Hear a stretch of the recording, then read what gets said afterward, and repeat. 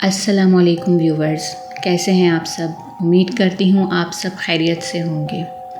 یہ واقعہ ہمیں بھیجا ہے ہماری ایک ویور نے، جنہوں نے ہم سے درخواست کی ہے کہ ہم ان کا نام اور ان کی شناخت پوشیدہ رکھیں، لہٰذا میں ان کا کوئی تعارف پیش نہیں کر سکتی۔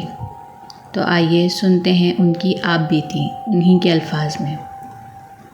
میں اپنا نام اور اپنی شناخت ظاہر نہیں کرنا چاہتی۔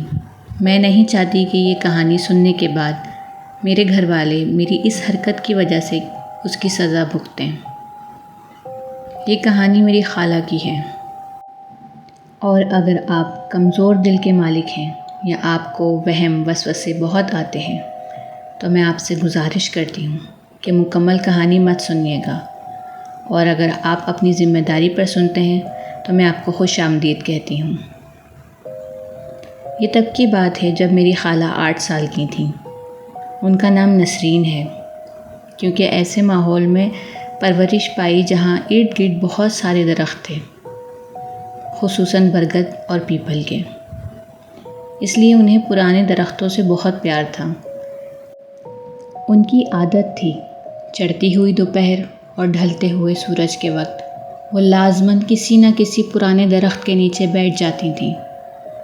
نانا نانی انہیں بہت روکتے تھے، انہیں سمجھاتے بھی تھے کہ یوں پرانے درختوں کے نیچے مت بیٹھا کرو، بھوت چڑیل نہ چمٹ جائے، مگر وہ کسی کی بات نہیں سنتی تھیں، بلکہ آگے سے ہنس کر کہتی تھیں مجھ سے بڑی چڑیل کوئی نہیں ہوگی۔ پھر وہ سر اٹھا کر اس خوبصورت درخت کو دیکھنے لگتی تھیں جس کے نیچے وہ بیٹھی ہوئی ہوتی تھیں، اور مسکرا کر کہتی تھیں اماں ابا آپ خواہ مخواہ ہی ڈرتے ہیں، دیکھیں اس کا سایہ کتنا گھنا اور ٹھنڈا ہے۔ نانا نانی انہیں پریشانی سے دیکھتے اور چپ ہو جاتے تھے۔ بیچارے کر بھی کیا سکتے تھے، اتنی چھوٹی بچی اتنی بڑی باتیں کرتی، ان کی تو ہوائیاں اڑ جاتی تھیں کہ وہ کتنے آرام سے چڑیلوں اور بھوتوں کا مذاق اڑا رہی ہوتی ہے۔ نانا نانی دل ہی دل میں اللہ سے دعا کرتے تھے انہیں کوئی نقصان نہ پہنچے، مگر جب نقصان پہنچنے والا ہوتا ہے تو پہنچ ہی جاتا ہے۔ ایک روز وہ صبح سے باہر گئی ہوئی تھیں، گرمیوں کی چھٹیاں تھیں، اس لیے وہ گھر کے سامنے کے درخت کے پاس کھیل رہی تھیں۔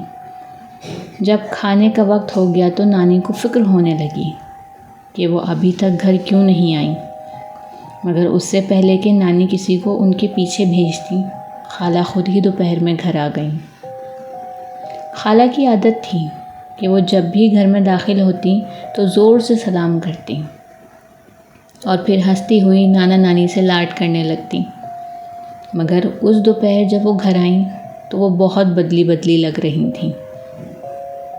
انہوں نے گھر میں داخل ہو کر نانا نانی کو عجیب سی نظروں سے دیکھا، پھر امی کی طرف دیکھا، پھر مسکرانے لگیں۔ امی بتاتی ہیں وہ کبھی ان کی نظریں نہیں بھول سکتی، ان کی آنکھوں میں عجیب پراسرار سی چمک تھی۔ امی کو دیکھتے ہوئے کھانا کھانے بیٹھ گئیں۔ انہوں نے خاموشی سے کھانا کھایا اور پھر وہ کمرے میں جا کر سو گئیں۔ نانا نانی اور امی کو یہی لگ رہا تھا کہ شاید وہ زیادہ ہی تھک گئی ہیں، اس لیے سیدھا کمرے میں جا کر سو گئی ہیں، مگر بات کچھ اور تھی۔ اس دن وہ گھر آنے کے بعد مستقل سوتی رہیں، حتیٰ کہ نانی نے انہیں بار بار کھانے کے لیے جگایا، مگر وہ پھر بھی نہیں جاگیں۔ جب سے خالہ گھر آئی تھیں ان کی ایک ایک بات سب کو پریشان کر رہی تھی۔ پہلے گھر میں داخل ہو کر سب کو عجیب نظروں سے دیکھنا، پھر خاموشی سے کھانا کھا کر سونے چلے جانا، پھر اتنی لمبی نیند لینا۔ نانا نانی اندر ہی اندر بہت پریشان ہو رہے تھے۔ کہتے اس لیے نہیں تھے کہ امی بھی چھوٹی تھیں، اگر وہ ان کے سامنے اس چیز کا ذکر کرتے تو وہ بھی ڈر جاتی، مگر امی واقعی ڈر گئیں۔ آدھی رات کو جب سب گھر والے سو گئے تو خالہ زور زور سے ہنسنے لگیں ان کی آنکھوں میں ایسی چمک تھی کہ نانا بھی خوفزدہ ہو گئے۔ وہ غیر انسانی چمک تھی۔ اب یہ روز کا معمول بن گیا تھا۔ وہ روز رات کو اسی طرح نیند میں زور زور سے ہنسنے لگیں اور صبح انہیں کچھ یاد بھی نہیں ہوتا تھا۔ وہ کھانا بھی بہت کھاتی تھیں، لیکن ان کے جسم کو کچھ نہیں لگتا تھا۔ وہ دن بدن کمزور ہوتی جا رہی تھیں۔ آخر انہیں ہسپتال میں داخل کرانا پڑا۔ خالہ اچھی شکل و صورت کی مالک تھیں اور خوب گوری چٹی تھیں، مگر جب سے ان کے ساتھ عجیب و غریب واقعات ہونا شروع ہوئے تھے، ان کے جسم کا خون خشک ہو رہا تھا۔ ان کا رنگ زرد پڑ چکا تھا۔ ڈاکٹر نے حالات دیکھتے ہوئے انہیں ہسپتال میں داخل کرنے کا مشورہ دے دیا۔ نانا نانی پہلے ہی بہت پریشان تھے۔ خالہ کو ہسپتال میں داخل کرا دیا گیا۔ ان کے طرح طرح کے ٹیسٹ بھی ہوئے، مگر کوئی بھی رپورٹ خراب نہیں تھی۔ سب ٹیسٹ کلیئر تھے، سب کچھ نارمل تھا۔ آخرکار جب خالہ کی طبیعت نہ سنبھلی تو ڈاکٹروں نے ناامید ہو کر انہیں چھٹی دے دی۔ نانا کو کسی نے مشورہ دیا کہ اس بچی کا روحانی علاج کراؤ، اس کے ساتھ کوئی روحانی مسئلہ لگتا ہے۔ نانا ویسے ہی ان کا طبی علاج کروا کر تھک گئے تھے۔ روحانی علاج والی بات ان کے دل کو لگ گئی۔ انہوں نے بزرگوں کی تلاش کرنا شروع کر دی جو دم درود اور جھاڑ پھونک وغیرہ کرتے تھے۔ اس دوران یہ حقیقت کھلی کہ خالہ پر کوئی جن عاشق ہو گیا ہے۔ یہ صورتحال بہت پریشان کن تھی۔ میں جب بھی یہ سب سوچتی ہوں تو نانا نانی کو ضرور داد دیتی ہوں کہ کس طرح انہوں نے ان حالات کا مقابلہ کیا۔ کئی بزرگ آئے اور انہوں نے اپنی اپنی بساط کے مطابق خالہ پر سے اس خبیث جن کا سایہ ختم کرنے کی کوشش کی، مگر سبھی ناکام ہو گئے۔ اب تو اکثر ایسا ہونے لگا تھا کہ اگر کسی عامل کو خالہ کو دکھاتے ہیں تو وہ دیکھتے ہی معذرت کر لیتا ہے۔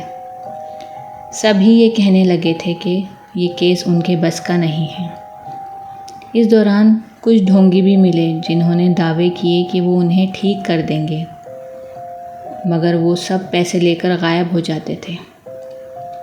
خالہ کی حالت دن بدن بگڑتی جا رہی تھی۔ پہلے وہ بس ہنستی تھیں، مگر اب ان کے ہاتھ پاؤں مڑ جاتے تھے، منہ سے سفید جھاگ بہنے لگتا تھا، وہ بے ہوش ہو جاتی تھیں۔ کئی گھنٹے انہیں ہوش نہیں آتا تھا۔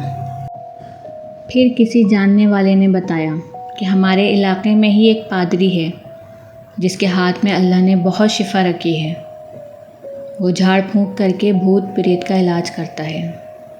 نانا نے ایک لمحے کی دیر نہیں لگائی اور خالہ کو لے کر سیدھا اس پادری کے پاس پہنچ گئے۔ وہ پادری واقعی میں بہت اچھا انسان تھا۔ اس نے عیسائیت کے مطابق حاضرات کا عمل کیا اور اس جن کو حاضر کرنے کی کوشش کی۔ اللہ نے واقعی میں اس پادری کے ہاتھ میں بہت شفا رکھی تھی۔ وہ جن اس کے بلانے پہ حاضر ہو گیا، مگر وہ انتہائی سرکش تھا اور کافر تھا۔ پادری نے اس سے پوچھا کہ تم کون ہو اور کہاں سے آئے ہو؟ اس نے اپنا نام نہیں بتایا، مگر اتنا ضرور بتا دیا کہ وہ ہمارے گھر کے سامنے والے برگد کے درخت سے خالہ پر عاشق ہوا ہے، اور اس کا نام اس لیے نہیں بتانا چاہتا کہ وہ اپنے قبیلے کا سردار ہے۔ اس پادری نے پوچھا کہ تم کیا چاہتے ہو؟ اس جن نے بڑے غرور سے کہا کہ میں اسے اپنے ساتھ لے کر جانا چاہتا ہوں۔ پادری نے افسوس سے کہا تم اگر اس سے محبت کرتے ہو تو اس کا پیچھا چھوڑ دو، کیونکہ جس سے محبت کرتے ہیں اس کے اوپر ظلم نہیں کرتے۔ اس جن نے پادری کی بات کا کوئی جواب نہیں دیا اور خاموشی سے واپس چلا گیا، اور بار بار بلانے پر بھی حاضر نہیں ہوا۔ اس کے بعد بھی کئی مرتبہ اس پادری نے کوشش کی، لیکن وہ اسے دوبارہ حاضر کرنے میں کامیاب نہیں ہوا۔ اس دوران اس نے پانی پڑھ کر دیا، بہت کچھ کوشش کی، مگر خالہ کا خاطر خواہ علاج نہیں ہو سکا۔ پھر کسی نے پنجاب کے ایک گاؤں کا بتایا اور یہ کہا کہ وہاں ہمارے مرشد رہتے ہیں جو جھاڑ پھونک سے جنات بھگا دیتے ہیں۔ نانا ویسے ہی مایوس ہو چکے تھے۔ انہوں نے سوچا چلو آخری کوشش کر کے دیکھ لیتے ہیں۔ اس وقت تک خالہ 15 سال کی ہو چکی تھیں۔ انہوں نے خالہ کی کیفیت دیکھی اور معلوم نہیں گوشہ تنہائی میں وہ کتنے وظیفے کرتے رہے اور کتنے عملیات انہوں نے کیے، مگر خالہ بالکل ٹھیک ہو گئیں۔ لیکن جب نانا اور خالہ وہاں سے روانہ ہونے لگے تو انہوں نے نانا کو یہ تاکید کی کہ وہ ایک کالا بکرا صدقے کے طور پر ذبح کر دیں، لیکن نانا کے ہاتھ بالکل خالی ہو چکے تھے۔ وہ بکرا ذبح کرنے والا اپنا وعدہ پورا نہیں کر پائے۔ انہوں نے یہ بھی کہا تھا کہ اس بچی کے جتنی جلدی ہو سکے شادی کروا دیں۔ نانا نے خالہ کا مناسب رشتہ دیکھ کر ان کی شادی کروا دی۔ واقعے کو کئی سال گزر چکے ہیں۔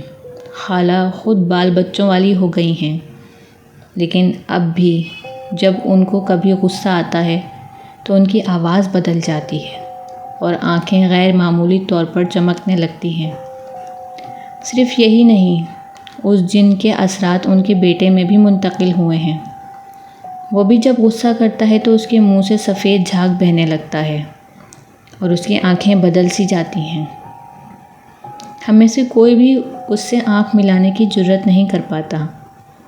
میں نہیں جانتی کہ کوئی ان واقعات پر اعتبار کرے گا یا نہیں، لیکن یہ میری خالہ کی سچی آپ بیتی ہے۔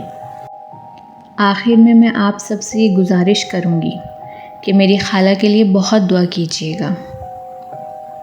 سو فرینڈز، یہ تھی ہماری ویور کی بھیجی ہوئی آپ بیتی۔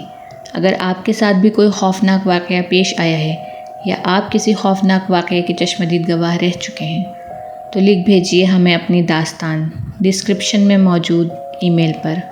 اللہ نگہبان۔